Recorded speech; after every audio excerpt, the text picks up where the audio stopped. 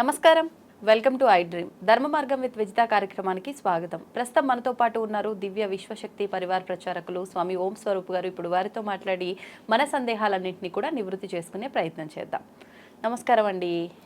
దివ్య విశ్వ స్వరూపులందరికీ కూడాను దివ్య ఆశీస్సులు. మనకి మామూలుగానే అమావాస్య అంటే ఎక్కువగా ప్రతి ఒక్కరికి గుర్తొచ్చేది నెగిటివ్గా ఆలోచించడం అనేది ముందుగా కనిపిస్తూ ఉంటుంది. అందులో ఆదివారం అమావాస్య అని అంటే సినిమాల ప్రభావమే కావచ్చు, ఈ సీరియళ్ళ ప్రభావమే కావచ్చు, లేదంటే వాస్తవాలు ఏదైనా ఉండొచ్చేమో. మరి వెనకటి కాలంలో కానీ ఆదివారం అమావాస్య కలిసి వచ్చింది అంటే చాలా నెగిటివ్గా ఎక్కువ ప్రభావితం అవుతాయి అని చెప్పి చాలా భయపడుతూ ఉంటారు. ఇప్పుడు మనకు రాబోతున్న చైత్ర అమావాస్య ఏదైతే ఉందో ఆదివారంతో కలిసి వచ్చింది. మరి మామూలుగానే ఆదివారం అమావాస్య ఇలాంటివన్నీ కూడా పితృదేవతలకు సంబంధించిన కార్యక్రమాలు మనం ఎక్కువగా చేస్తూ ఉంటాము. మరి ఈ అమావాస్యని మనం ఏ రకంగా ఉపయోగించుకోవచ్చు అంటారు? ఈ అమావాస్య గురించి మనం ఒక రెండు మాటలు చెప్పుకుందాం. అమావాస్య అంటే చీకటి అనేటువంటిది అందరికీ తెలిసిన ఇది. అవునండి. మన తెలుగు ప్రాంతాల్లో అమావాస్య అంటే కొంతమంది భయపడతారు, కొన్ని శుభకార్యాలు చెయ్యరు. అవును, గృహప్రవేశాలు, ఇంకా రకరకాల బోళ్ళు, వ్యాపారాలు అవి ఇవి. ఇవాళ అమావాస్య వద్దు, మంగళవారం అసలు వద్దు, అష్టమి వద్దు, ఇలా కొన్ని వాళ్ళ భావనలు ఉన్నాయి.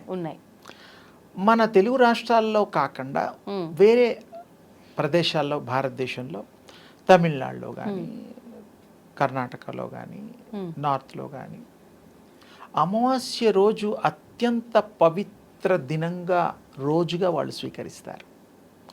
ఆ రోజే మంచి పనులు చేస్తారు, ఆ రోజులే కొనుక్కుంటారు, ఆ రోజులే ఫ్లాట్ కానీ, కార్లు కానీ అమావాస్య రోజు స్పెసిఫిక్. ఎందుకు అంటే అమావాస్య రోజు నుండి ఉదయం సూర్యోదయం లాగా ఆ యొక్క కొంచెం దినాభివృద్ధిగా, ప్రవర్ధమానంగా ఆ యొక్క తేజస్సు అంటే చీకటి పోయి వెలుతురు వస్తుంది అని రోజు రోజుకి పెరుగుతూ ఉంటుంది. మరి పౌర్ణమి గురించి చక్కగా, పౌర్ణమి మంచి నిండు పౌర్ణమి, ఆ తర్వాత నుంచి తగ్గుతూ పోతుంది. అవును, పెరుగుట తరుగుట. ఈ యొక్క టెక్నిక్ తెలుసుకుంటే అప్పుడు మనం ఈ భావాలన్నింటినీ కట్టేస్తాం. లేదు, ఇది ప్రాక్టికల్గా చూడండి అమ్మా, ఈ 15 రోజులు చూడండి, ఆ 15 రోజులు తెలిసిపోతుంది. అలాంటప్పుడు మనకి మంచి చేసే దాన్ని మనం మరి అవలంబించాలి, స్వీకరించాలి. మరి తమిళనాడులో, వేరే ప్రాంతాల్లో, నార్త్లో వాళ్ళు అలా స్వీకరిస్తూ నడిచిపోతుంది.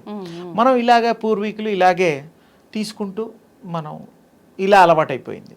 సరే, దాన్ని ఇప్పుడు ఒకేసారి మార్చలేం, కానీ ఆ విషయాన్ని గనక మనం అర్థం చేసుకుంటే ఎవరో కొంతమందన్నా మార్చుకోవడానికి వీలు కలుగుతుందని దాని విశేషం చెప్పడం జరిగింది. అందుకని అమావాస్య మంచిది. ఆదివారం అనేటువంటిది సూర్యుడికి సంబంధించిన వారం.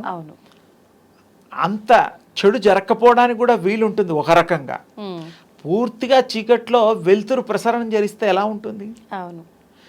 మరి ఆదివారం సూర్యుడి రోజు కాబట్టి, ఆయన అనుగ్రహంతో ఉండే రోజు కాబట్టి తప్పకుండా దానివల్ల మంచే జరుగుతుంది.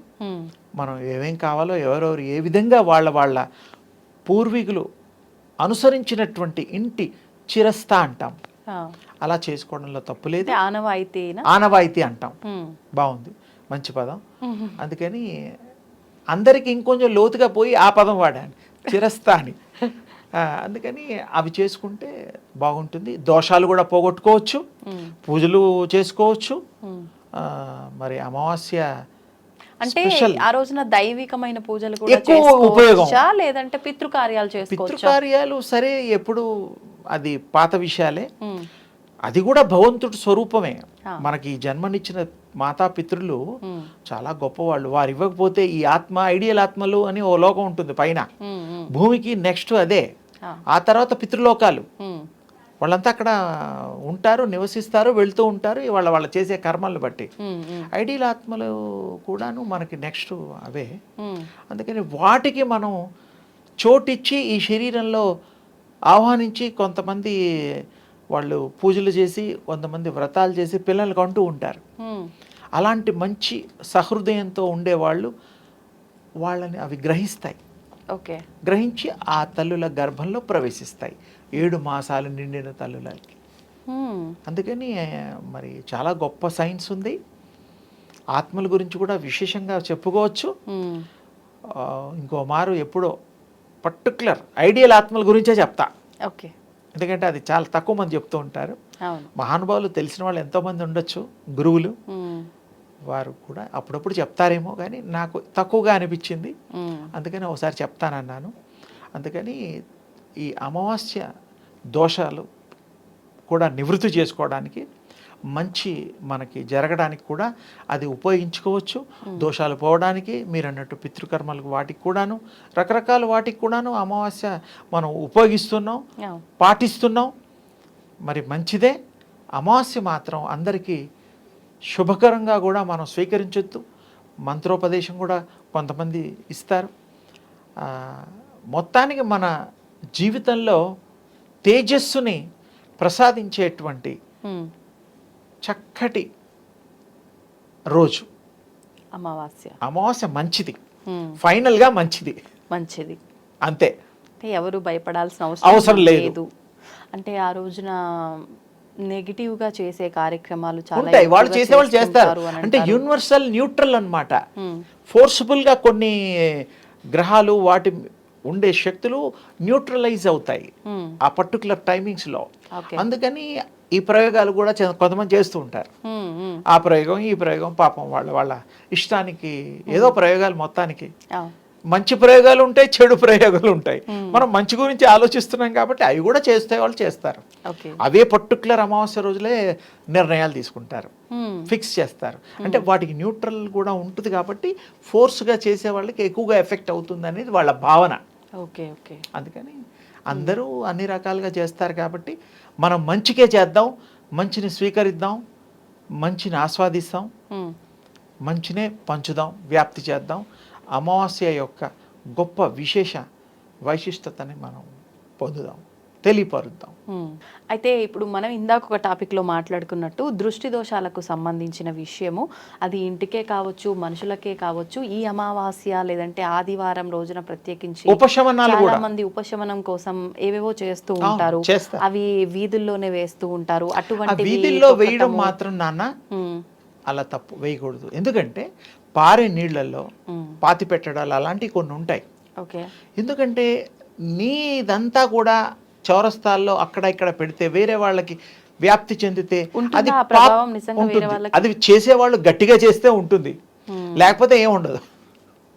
చేసేవాళ్ళని బట్టి ఉంటుందమ్మా. ఆ ప్రయోగంలో, మంత్రంలో, చదవడంలో, ప్రయోగించడంలో ఉండేటువంటి గట్టితనం ఎఫెక్ట్ ఉంటుంది. అప్పుడు ఏంటంటే వేరే వాళ్ళకి అది ట్రాన్స్ఫర్ అవ్వడానికి వీలుంది. అందుకని మనం చేసే వాళ్ళకి పుణ్యం రావాలి, అది పోవాలి పీడ అనుకుంటే వాళ్ళు పారే నీళ్ళల్లో కానీ, అది కూడా దోషమే, పాతి పెట్టడమే బెటరు. పారే నీళ్ళల్లో అంటే తాగే నీళ్ళల్లో వేస్తే కూడా తప్పే కదా. పనికిరాని నీళ్ళు ఏదైనా ఉంటే జలచరాలు ఎన్నో ఉంటాయి, తప్పు. అందుకే చెప్తున్నా, అది పాతి పెట్టడం బెటర్. సముద్రంలో కూడా కలిపితే అది ఇక్కడ దగ్గరలో సముద్రాలు లేవు, అది కొంచెం కష్టసాధ్యమే. మంచి త్రాగునీరులో వేయకూడదమ్మా, పాపం తగులుతుంది. అంటే జనవాసం లేని ప్రదేశాల్లో ఎక్కువగా. ఇంకోటి ఇది కూడా చౌరస్తాల్లో అప్పుడప్పుడు చూస్తూ ఉంటాం, అది కూడా తప్పే. చాలా మంది దిష్టి చేసి ఎర్ర నీళ్ళు అవన్నీ రోడ్డు మీద పోస్తూ ఉంటారు, అది కూడా తప్పే. అంటే నీ చెడుని ఇంకోరికి పోయినా పర్వాలేదు, నువ్వు బాగుండాలి, స్వార్థం కదా, అంతే కదా, అది తప్పు కదా. భగవంతుడు మెచ్చడు కదా. భగవంతుడు ఇతరులకి మంచి చేయమన్నాడు, నీ చెడు తీసుకుపోయి అంటించమనలేదుగా. అంటుకుంటుందా? అంత పవర్ఫుల్ వీళ్ళు చేస్తేగా, అంత శక్తులు వీళ్ళకి ఉంటేగా. కానీ చెప్పలేము, అంటే వాళ్ళు ఉన్నవాళ్ళు చేస్తే జరుగుతుంది, లేకపోతే ఏమి ఎఫెక్ట్ ఉంటుంది. శక్తి లేని వాళ్ళు ఎందుకు లేరు, మహానుభావులు ఉన్నారు. అది దీనికి క్రియ అలా ఉంటుంది. అందుకని బయట వేయకూడదు, ఎర్రదార అవి ఇవి ఏవి కూడా పోయి. అంతగా అయితే దీంట్లో ఇంట్లో సింక్ అది ఉంటుంది, అందులో పోయొచ్చు. అది ఎవరికి ఇబ్బందులు వెళ్ళిపోతుంది. అవును, డ్రైనేజ్ లో కలిసిపోతుంది కాబట్టి ఎవరు తొక్కరు కాబట్టి. అది కూడా సెకండరీయే. అవును, కానీ పొలాలలో మళ్ళీ కూడా వీధుల్లో వేసి అందరూ తొక్కేటట్టుగా చేసే దాని బదులు మీరు అన్నట్టుగా సింకుల్లో వాష్ అది బేసిన్ అది అది మన బుద్ధి కనబడుతోంది, నువ్వు ఎంత మంచి బుద్ధో ఇతరులకి తెలిసిపోతుంది. అసలు మనకి మనమే అద్దంలాగా చూసుకోండి, మనది ఇంకోరికి అంటుకోవాలని రోడ్డు మీద వేయడం తప్పు కదా. తప్పు, చాలా తప్పు. వెహికల్స్ పోవడం, ఏవో రకరకాలుగా మనుషులు దాటొచ్చు, తగలొచ్చు. ఏదైనా వీళ్ళు పవర్ఫుల్గా చేస్తే తప్ప అవి అంత ఎఫెక్టివ్గా ఉండవు. చేసేవాళ్ళు ఉన్నారు, అదే కొంతమంది లేరు. ఏదైనా అది మనకు తెలియదు కాబట్టి మనం ఎదుటి వారిని హాని కలిగించే విధంగా ఉండకపోవటం బెటర్. అది మన సద్బుద్ధికి నిదర్శనము. అలా చేస్తే తప్పు. అదమ్మా. ధన్యవాదాలు అమ్మ. శుభం తల్లి.